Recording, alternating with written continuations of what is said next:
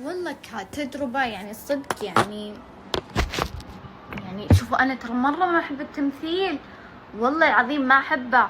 وحتى يعني دائما كنت أقول والله ما أمثل وما أدري إيش، بس إنه الهطف أقنعني، يعني أقنعني أمثل وكذا. فبس يعني كتجربة مرة كويس. بس الغلطات اللي أنا غلطتها إنه كني قاعدة أحفظ، يعني هو غلط إنه أفهم الكلام بعدين أقوله، بس أنا لا، كني قاعدة أسمع، فهمتوا؟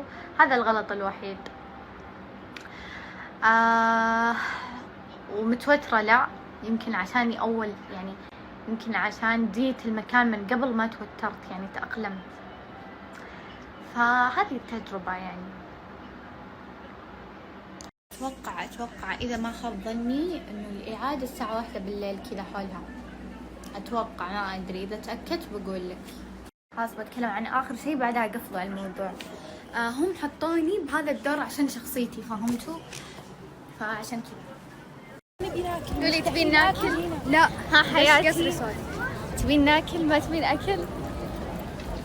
ايش تبين طيب؟ فعلي يا جماعة، احنا بوسط مول وكلنا اشكالنا خايسة، بس جينا عشان نتسوق اللعنة.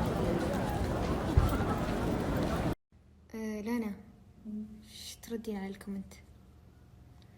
وش الكومنت نسيته؟ بالعكس طالعين حلوين، شفتكم بالستاربكس. والله عيونك الحلوة يا بعد قلبي، انت يا حبي لك، يمين بالله اني استغفر الله، فاكذب، استغفر الله. السلام عليكم ورحمة الله وبركاته. اليوم شوفوا من عزمين يا اخوان، دقيقة خلنا.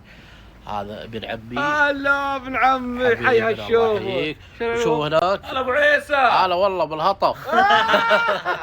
ياسر الهطف. هلا. ترى بنمسك عليك ها، عشان ثمر الذب البني، الثوب البني، ها يلا الحين اوريك. انا اسف والله يا عيال كلكم اكتبوا هطف هطف هطف هطف هطف.